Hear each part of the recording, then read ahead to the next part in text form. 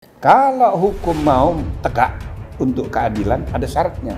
Akhlak harus berfungsi. Kalau suatu bangsa akhlaknya tidak berfungsi, nggak akan ada hukum tegak.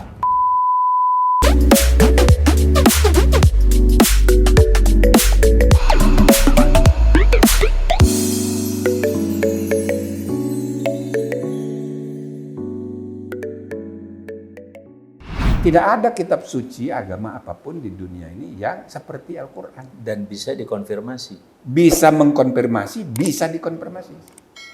Nggak usah jauh-jauh, yang paling terakhir di abad ke-21 ini baru ketemu.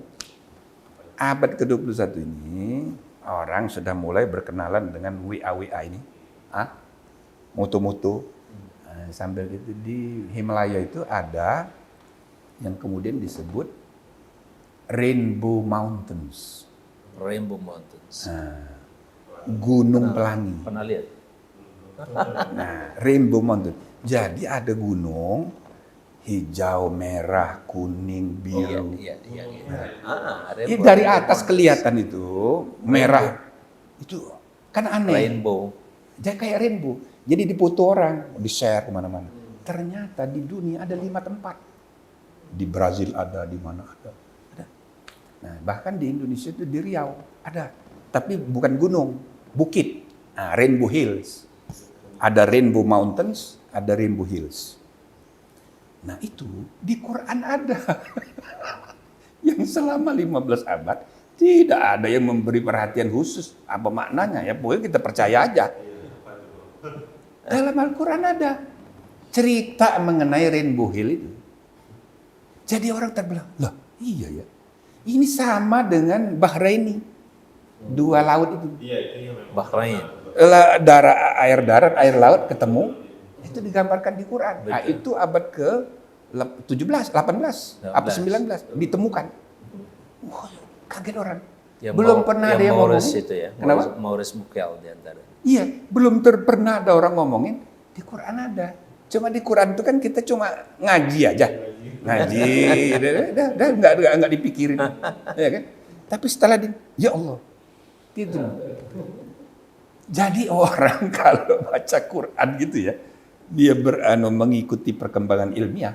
Ya Allah, bukan cuma yang ini kan kita mau cari gampangnya aja yang fisik, tapi di bidang teori biologi, di bidang banyak sekali. Banyak. Nah, inilah gunanya menghubungkan ayatullah dan sunnatullah. Maka kita tidak bisa memahami agama ini hanya melulu secara teks Quran dan teks hadis-hadis Nabi. Teks itu kan dikungkung oleh sejarah. Kan harus dibaca juga dalam konteks sejarahnya.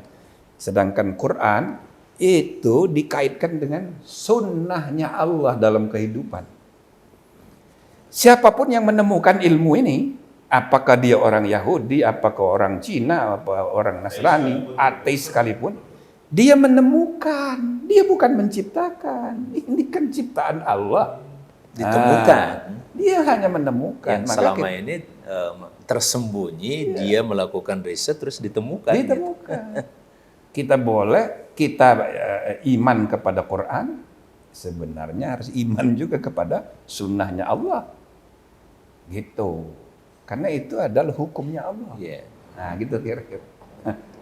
Makanya saya suka ngomong hati-hati dengan para ulama. Kita harus menjelaskan. Kan ada hadis Nabi. Sumber hukum Islam. Quran, hadis, dan pajtahidu biro'i. Yang ketiga itu ro'i. Biro'i ini termasuk ijma. Termasuk ijma, konsensus, intinya ijtihad, betul. Analogi sekarang kalau itu hierarkis, pertama Quran, kedua hadis Nabi, Sunnah, ketiga baru ijtihad. Ijtihad secara keseluruhan. Ijtihad. Kalau kita mau ijtihad. Kalau referensinya harus Quran. Kalau tidak ada di Quran, hadis Nabi. Kalau tidak ada, fajtahada biro'i. Fajtahada biro'i. Mu'adz bin Jabal. Itu 3. Nah, tapi kalau ini kan ilmu syariah. Kalau kita terlalu kaku memahami ini, kita mengabaikan sunnahnya Allah. Padahal statusnya sama tinggi dengan Al-Quran. Iya. Intinya gitu sama-sama loh. ayat Allah, cuman bahasa dulu kan ayat kauniyah, ada ayat qauliyah. Qauliyah. Nah, kalau ini qauliyah, nah, itu kauniyah. Kauniyah, sama-sama ayat kan? Sama-sama ayat. Tandanya kekuasaan Allah. Tanda ini didefinisikan dengan sunnah. Sunnah itu cara Cara Allah. caranya Allah. Cara Allah mengatakan, law itu kan cara semua. Iya. Undang-undang itu kan mengatur tentang cara bagaimana kita melakukan ini, supaya hasilnya positif lebih baik. Ayat-ayat kauniyah, ayat-ayat qauliyah. Ya kan? Ayat tanda. Betul. Tanda. Sunnah cara. Dan ayat itu jelas merupakan cara juga. Cara kita menangkap isyarat, menangkap pesan. Pesan, betul. Ya kan? Ya. Isinya bisa macam-macam, ada perintah di situ lah. Itu kan sudah ilmu hukum itu. Ada perintah, ada larangan. Iya. Walhasil Islam ini harus mengajarkan kepada semua umat manusia ini jalan hidup yang baik, yang benar, secara inklusif untuk semua manusia. Kan gitu kan? Iya. Bahkan kita juga Ya selalu itu kan bahasa linnas itu selalu dalam Quran. bukan hanya linnas, lil alamin. Lil alamin, persis. Jadi Islam itu harus menjadi rahmat bagi segenap semesta alam, Tidak hanya manusia. tidak hanya manusia. Maka walau alam misalnya 7 lapis langit, apa maksudnya itu? Apa 7 planet? Ya, Selama berabad-abad kesimpulannya yang paling mudah ya 7 planet. 7 planet, Ternyata udah ratusan planet ditemukan ratusan planet. di luar galaksi. Berarti Di luar galaksi Bima Sakti. Ada lagi galaksi Andromeda, galaksi ada kemungkinan makna 7 lapis langit 7 galaksi. 7 galaksi. 7 Sangat tata surya. banyak. Tapi ada lagi ulama yang mengatakan 7 itu bukan angka final. Tapi menunjukkan angka banyak, bisa lebih dari 7. Nah, itu yang susah menakarnya itu. Oh, Berapa? iya. Pokoknya sementara 7 aja dulu. Ya. 7 itu saja pun Susah berarti 7 galaksi, 7 tata surya. Iya. Apakah ada 7 matahari? Nah, tuh. Iya. Apakah ada 7 bumi? Nah, sekarang sudah penelitian kan, kemungkinan tinggal di planet lain. Berarti ada kemungkinan kiamat tuh nanti di satu planetnya, di bumi ini. Nanti kita pindah. Pindah ke planet, ke planet lain. galaksi lain. Galaksi lain. Maka hati-hati kita. Kalau hanya Amerika, China, Rusia yang bisa menjejakkan kakinya ke planet lain, nanti kita harus nyewa sama dia. Maka ya harus ada diatur itu. Itu untuk kemanusiaan, nggak boleh dikuasai oleh satu bangsa. Jadi sudah sampai segitu. Bahkan ada Ini idenya ide Prof nih. Namanya konstitusi apa nih? Biru. Biru. Oh, ini konstitusi biru ini. buku saya. Bahkan ada Jadi mengatur kondisi angkasa, konstitusi untuk Iya. kita bagaimana hidup di itu untuk angkasa. kemanusiaan. Hidup berarti ada, Prof istilahnya konstitusi untuk kehidupan di alam semesta. Iya. Bukan cuma di bumi. Iya. Jadi kalau alam semesta ini cuma satu, dia nyaingi Tuhan. Maka tidak mungkin ada universe. Yang ada itu multiverse. Multiverse. Nah, jadi bukan universalism tapi multiversalism. Ya 7 planet tadi. 7 galaksi tadi. Iya. Tuhan saja yang boleh satu. Alam semesta ini Atau harus gini, kalau saya memahami itu, Prof, universe itu justru kesatuan alam. Jadi model kita, Ya. model kita Indonesia kan jadi uni kan, jadi satu kesatuan Nusantara. Artinya satu komando, Prof. Jadi universe itu satu alam dalam pengertian satu komando. Ya bisa juga suatu hari begitu. Bisa juga. Cuma sementara ini karena alam pikiran orang diisi oleh pengertian Iya. satu galaksi ini terdiri atas 7 planet. Ternyata ini sudah banyak planet ditemukan. Berarti galaksinya 7 bukan galaksi. satu. Ada 7 galaksi. Kalau gitu bisa kita pindah nanti. Walau alam kita bicara ribuan tahun.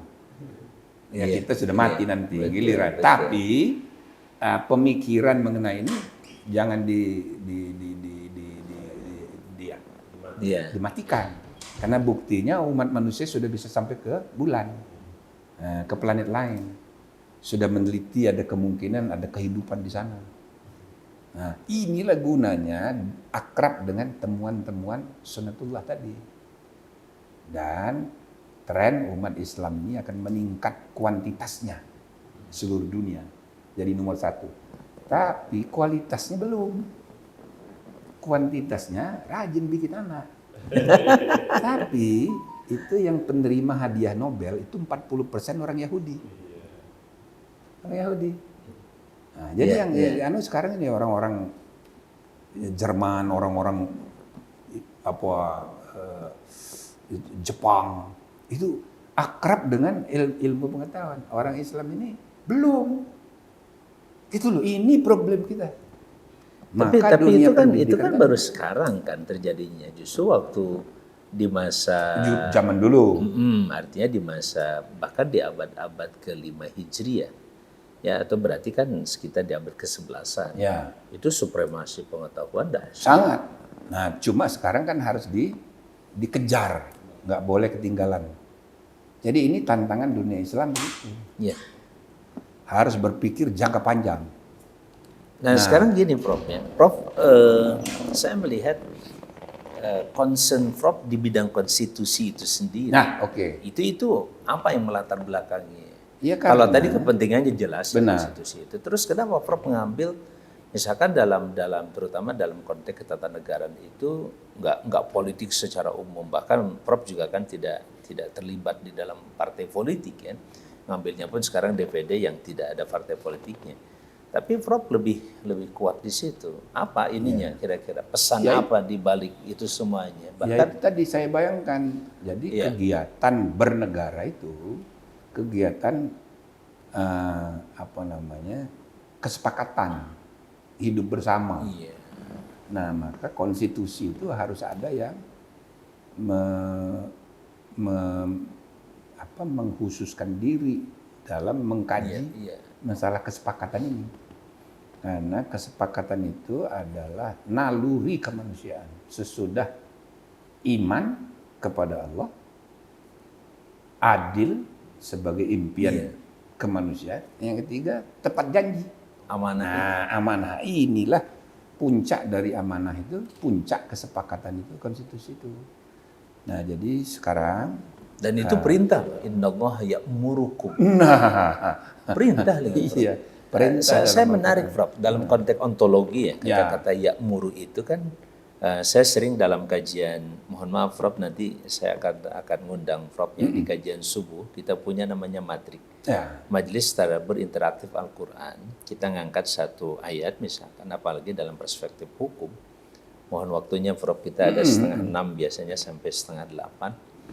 Lumayan 2 jam Prof, kalau Prof berkenan nanti saya sebar ke seluruh Indonesia juga, karena itu kalau yang hariannya biasanya dari Senin sampai Jumat tuh kurang lebih sekitar 30-an lah pesertanya yang memang aktif karena waktunya kan panjang dari 5:30 sampai 7:30.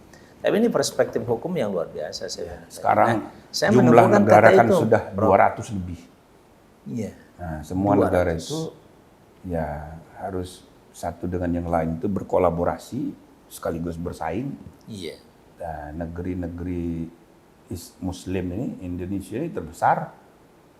Penduduk terbesar keempat dunia, maka urusan kesepakatan bernegara ini soal sangat serius. Nah, maka saya mendalami walaupun tidak mengkhususkan. Nanti saya banyak perhatian yang lain juga, cuma tapi lebih mendalami ya. Mendalami, saya kembangkan kajian konstitusi ini bukan sekedar dari segi titik koma. Dari ini menarik nih. Seperti umumnya para sarjana hukum. Saya lihat ada rules, ada institutions, ada culture.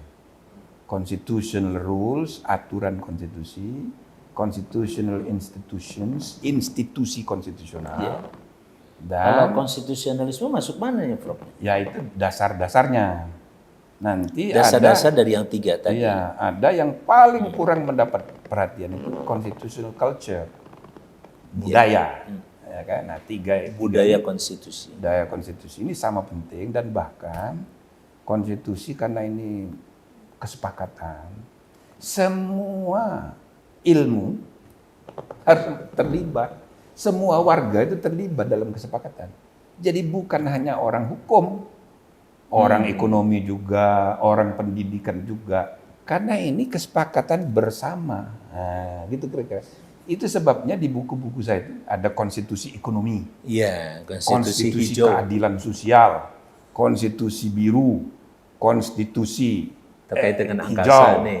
Yang hijau green terkait constitution, lingkungan hidup. lingkungan hidup. Nah, konstitusi, etika konstitusi. Saya mau menjabarkan akhlak itu menjadi adab, adab itu sama penting dengan hukum. Iya, iya. Kalau hukum mau tegak untuk keadilan, ada syaratnya. Akhlak harus berfungsi. Ada. Kalau suatu bangsa akhlaknya tidak berfungsi, nggak akan ada hukum tegak. Nah, gitu. Nah, itu ada buku saya khusus. Iya.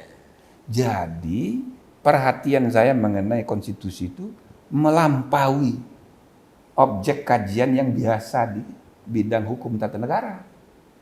Nah, mana orang tata negara bicara ekonomi, tapi ini konstitusi ekonomi. Iya. Ya kan? Kemarin banyak tuh sarjana ekonomi yang hadir membahas buku saya, konstitusi ekonomi. Luar biasa.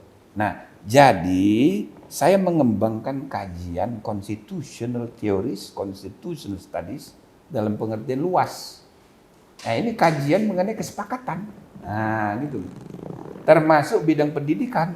Masya Allah, banyak sekali aspek dari kesepakatan yang sudah kita buat di konstitusi ini.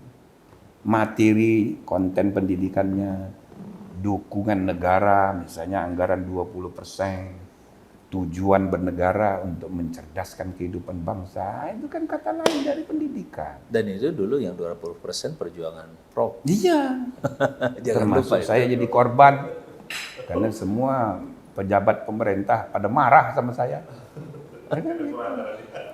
Karena 20%. anggaran pendidikan 20%.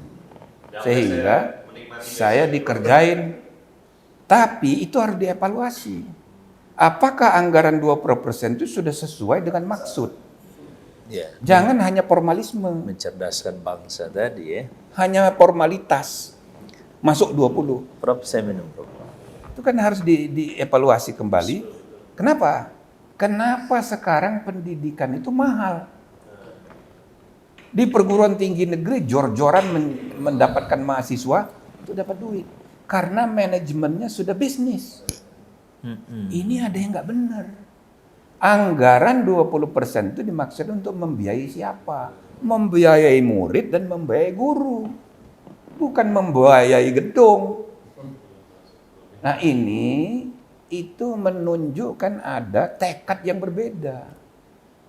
Komitmen yang berbeda mengenai anggaran 20 itu. 20 itu hanya angka. Tapi di balik itu kehendak untuk memprioritaskan kualitas manusia. Gitu. Kualitas dan integritas manusia Indonesia. Ya gitu. Nah, yang dibiayai itu siapa? Murid dan guru. Bukan membiayai jalan dan jembatan menuju ke sekolah. Ya jadi habis duitnya. Bangun pagar, bangun jembatan. Ya anggaran pendidikan juga, tapi bukan yang tujuan pokoknya. Nah iya. Maka sekarang menurut saya itu perguruan tinggi negeri apalagi kedokteran. Waduh itu zalim, itu terlalu mahal. Enggak Mahal betul. Padahal kedokteran Tidak itu benar. kan ilmu yang dibutuhkan manusia setiap saat. Nah itulah. Nah jadi memang harus ada yang dievaluasi. Intinya pendidikan yang terkait dengan kesepakatan kolektif dalam konstitusi ini banyak aspek, termasuk konstitusinya sendiri harus dididikkan jadi kesadaran seluruh rakyat Indonesia bahwa kita ini ada kesepakatan. Ya. Kesepakatan itu belum tentu sempurna. Tidak ada kesepakatan yang sempurna. Hmm.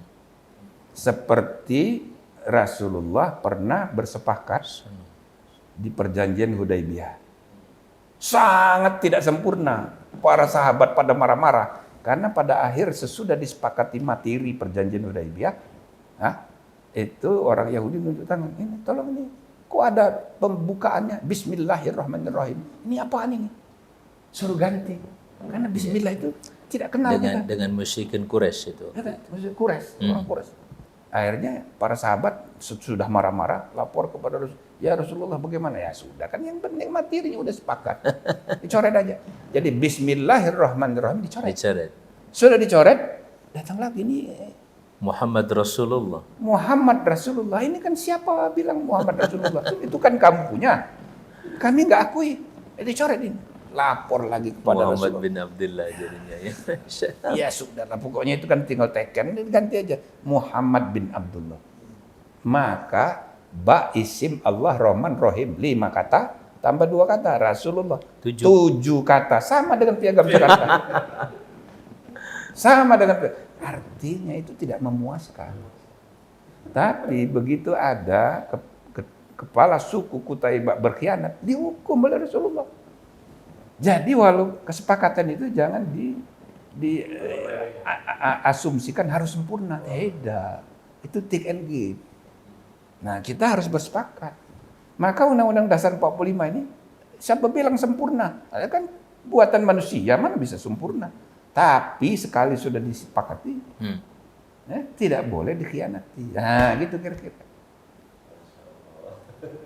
Ini penting karena kegiatan manusia paling banyak dalam hidup ini berjanji. Bahkan itulah kita kegiatan. diawali hidup itu dengan perjanjian. Alastu bi rabbikum. Dengan perjanjian. Perjanjian kepada Allah. Karena aku Tuhan kalian bala, bener. Kepada Allah aja kita janji coba. Apalagi sesama manusia. Termasuk ketika seseorang mengikat keislaman kan janjinya ada la ilaha illallah. Maka tidak ada kegiatan manusia itu yang lebih banyak dari berjanji. Disadari atau tidak disadari, itu sebenarnya kegiatan yang paling banyak. Dan itu dasar konstitusi. Dan itulah dasarnya konstitusi. Oh, baru ketemu nih. Kalau dengan guru besar maaf ya, baru ketemu nih saya baca-baca. Konstitusi itu jadi penting.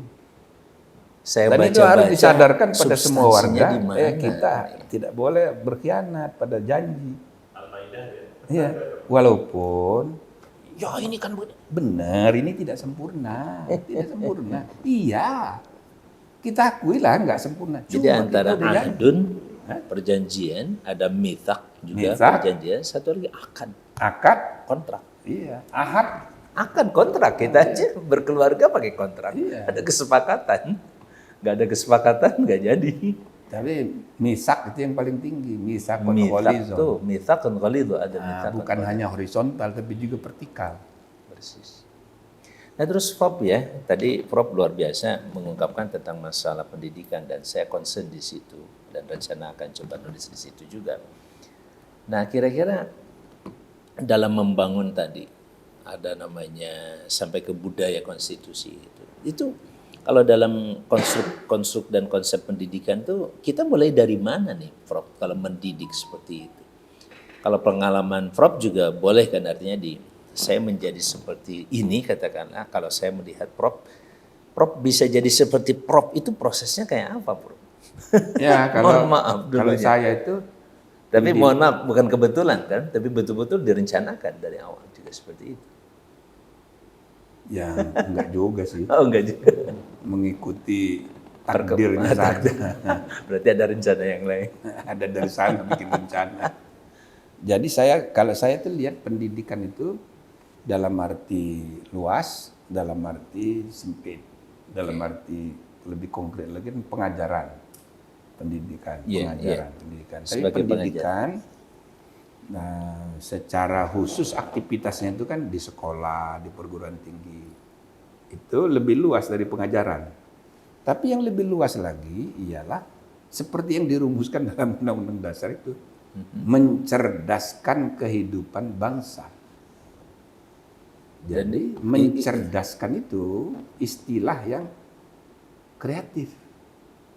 Pada tahun 45 kan belum ada istilah konsep kecerdasan yang luas. iya, sampai sekarang ini.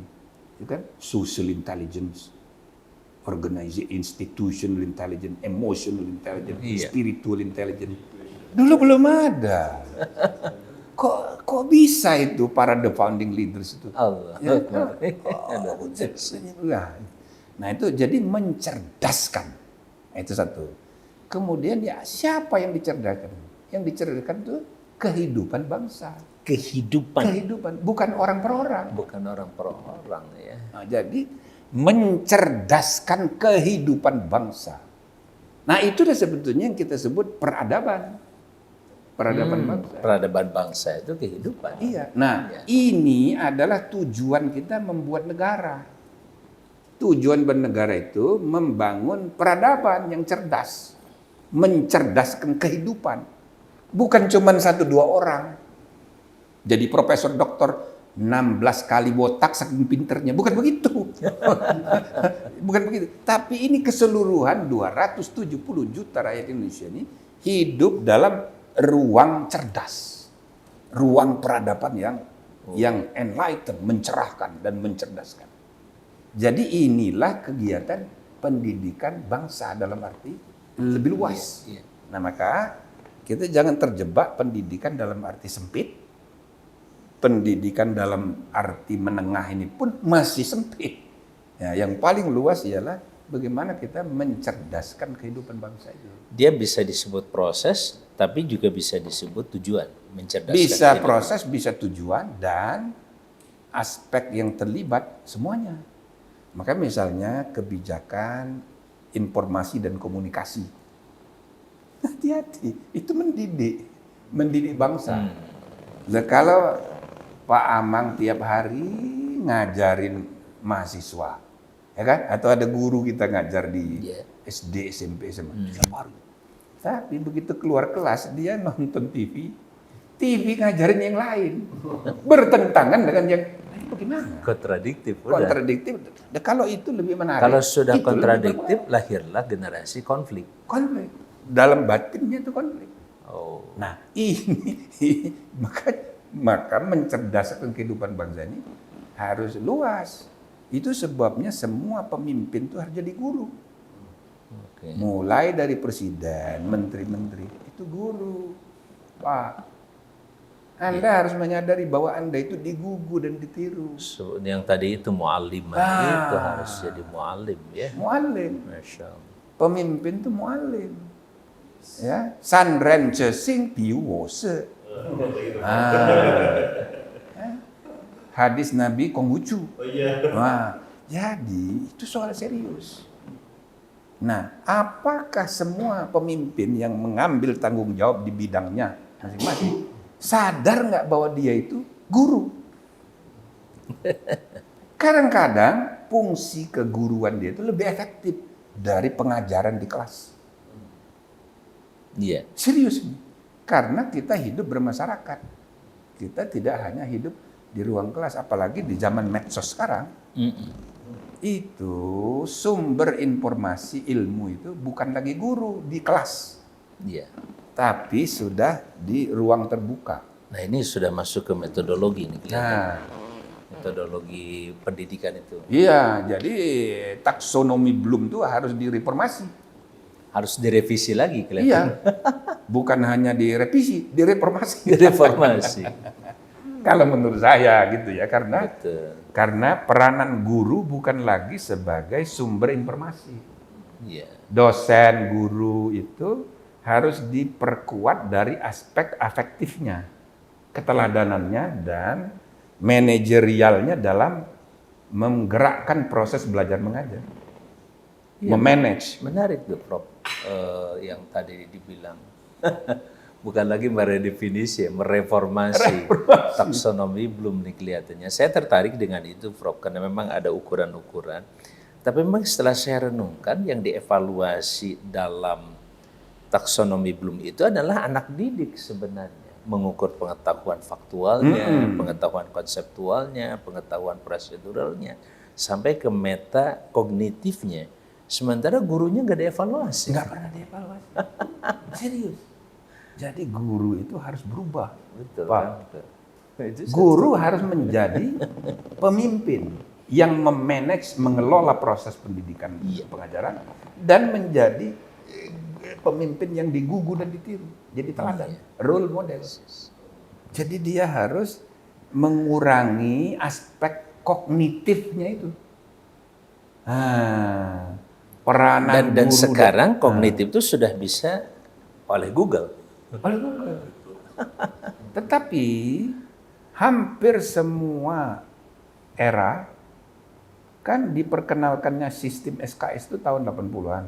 Ya, 80. Tapi di dalam prakteknya kan teorinya mengatakan bahwa kurikulum itu sudah tidak lagi content based, tapi berubah menjadi competence based, berbasis kompetensi. Ya. Itu jargon saja. Dalam praktek masih tetap content based. Buktinya setiap kali ada diskusi mengenai pendidikan, ujung-ujungnya materi. Harus ditambah mata pelajaran budi pekerti, harus ditambah mata pelajaran agama. Maka membengkak jumlah jam pelajaran content based. Maka di seluruh dunia, konon saya tidak tahu perbandingannya ya, kurikulum yang paling banyak mata pelajarannya itu Indonesia ini. Jadi anak-anak murid kita ini kalau dia pergi sekolah, tasnya itu tebal sekali, banyak isi bukunya dibawa ke sekolah, berat itu, karena banyak mata pelajaran. Itu anak saya dulu. Itu Musafir. joknya begitu, apa bener kan? Betul. Jangan-jangan bener. Bukan jangan-jangan, bener itu. Nah itu tantangan Pak Amang menulis disertasi mengenai dalam pendidikan. betul, Prof. Harus direformasi ini. Iya, nah itu dia Prof. Jadi kalau kita bicara penyederhanaan lah katakan tadi, kira-kira kalau belajar tentang politik konstitusional itu, aspek apa saja yang perlu diawali, kemudian dikembangkan. Sampai akhirnya saya bilang tadi, role modelnya Pak Jimli gitu. Mohon maaf Pak Jimli, kalau saya ngelihat pokoknya konstitusi itu ya Pak Jimli lah gitu, kira-kira gitu. Maestronya udah di situ. Itu kira-kira gimana tuh Prof? Pengalaman paling tidak pengalaman Prof ketika mendalami itu mulai dari mana sampai bisa mengembangkan ke tingkat pemahaman sampai ke namanya konstitusi ekonomi. Dari dulu kan saya memahami konstitusi itu ya udah undang dasar kayak gitu, sudah selesai ngatur hak asasi manusia. Nah kalau bicara konstitusi ekonomi seperti tadi, itu dasarnya apa ininya? Kesepakatan apa tadi kalau mau Nah itu dilakukan? di dalam Undang-Undang Dasar kita ada bab 14. Oh iya. Judulnya perekonomian nasional dan Perekonomian kesejahteraan nasional. sosial. Iya, itu yang dikembangkan. Bandingkan dengan konstitusi Amerika. Dan rata-rata konstitusi yang meniru pola Amerika, nggak ada pasal ekonomi. Sedangkan kita ada bab khusus. Dapat Kenapa Amerika tidak punya ketentuan mengenai ekonomi? Karena dianggap urusan ekonomi nggak usah diatur di konstitusi, itu urusan pasar. dibebaskan gitu ya. Pasar. Jadi bukan urusan negara.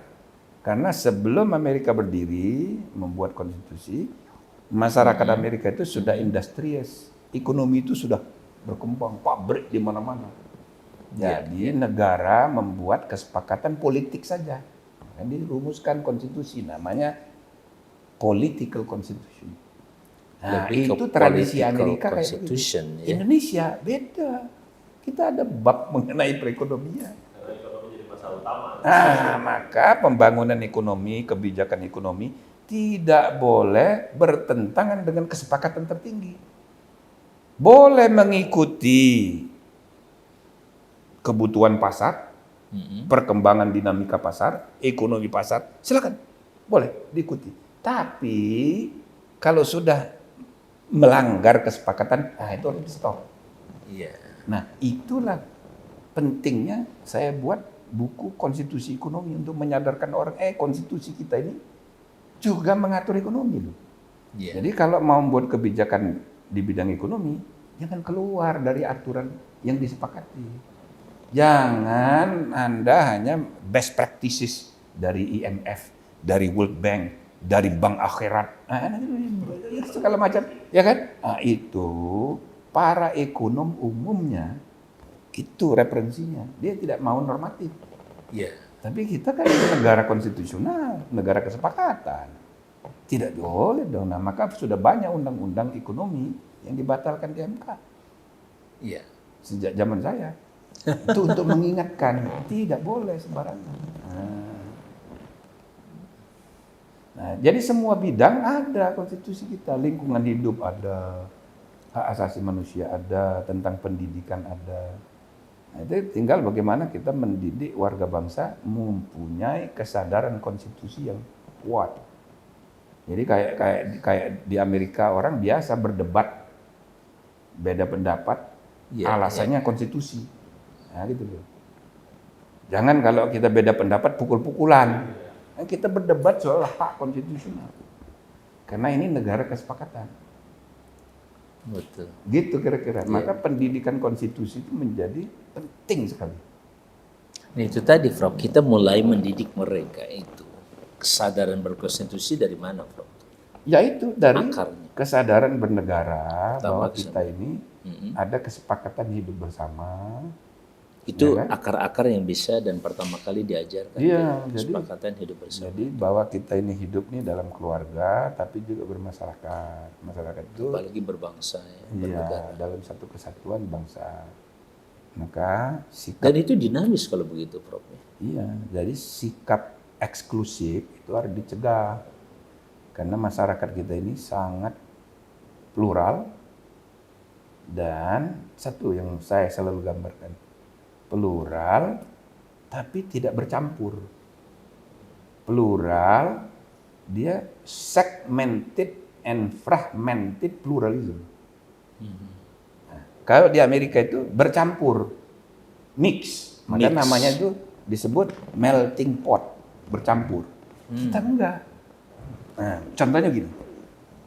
Kalau ke NTT, ada pulau Katolik, ada pulau Protestan. Oh gitu. Iya. Nah, itu real. Ya. Di Larantuka hampir 100. Bahkan ada Pulau Christmas. Oh, itu lain lagi. Oh, beda Itu yang cerita. wilayah Australia. Australia. Itu di Cocos Island. Nah, itu penduduknya Melayu. Ah, Christmas Island karena ditemukan oleh Inggris. Nah, maksud saya di NTT itu ada pulau hampir 100% Katolik penduduk. di situ maka disebut Pulau Katolik. Iya, ada pulau yang hampir 80% penduduknya Protestan. Kalau ditelusuri sejarahnya, nah ini gara-gara Portugis. Portugis bawa Katolik. Ke tempat itu. Lalu mereka bersaing dengan Belanda. Belanda bawa Protestan. Itu nggak bercampur mereka itu. Suka berantem. Nah, sebaliknya atas pengaruh penduduk Muslim, ada pulau Muslim. Ada pulau, satu kali saya ke Larantuka, bupatinya yang memperkenalkan, Pak, itu pulau Protestan, Pak. Gitu. Kalau yang itu pulau Muslim, itu 60% Muslim. Kalau yang ini pulau Katolik, Pak. Begitu. Nah, coba. Dan itu damai, selesai. Iya, ada masalah. Selalu ada. Iya. Di sepanjang sejarah itu ada aja gitu. Ada Karena aja, mereka tapi- ini tidak bergaul. Jadi kebenaran itu dipersepsi di dalam pulaunya sendiri. Persis grup WA. Ada satu peristiwa dibahas di 5 grup. Kesimpulannya 5. Beda. Nah, coba di Tapanuli Utara. 95% Kristen. Iya. Tapanuli Selatan 95%. Pertama, lebih besar dari penduduk Malaysia, Singapura, Brunei dijadikan satu. Dan jumlahnya banyak. Nah, yang kedua, ini tidak bercampur. Kayak di Bali. Mayoritas orang Bali itu orang Hindu. Iya. Bahasanya bahasa Bali, Hindu Bali. Nanti kalau dia lahir di Bali, tidak pernah keluar Bali, dia nggak tahu bahwa dia itu minoritas. Dia tahunya mayoritas. Maka persepsi dia tentang kebaikan, kebenaran, hidup, yaitu dalam persepsinya dia. Kayak grup WA itu.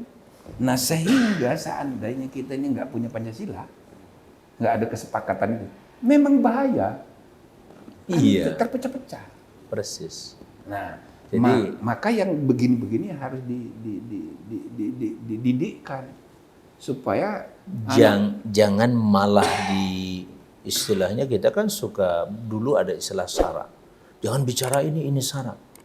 Ya ini saya kira Kalau menurut saya Prof dibuka justru aja. dibuka, artinya dijelaskan Dan bagaimana duduk persoalannya. penduduk itu diajak untuk jangan Memahami. eksklusif, Iya. harus bergaul. Ya kan? Nah, disitulah kok pentingnya iman. Jangan lupa like, share, subscribe. Channel inspirasi dari Kang Haji Amang Safrudin ya. Jangan lupa subscribe.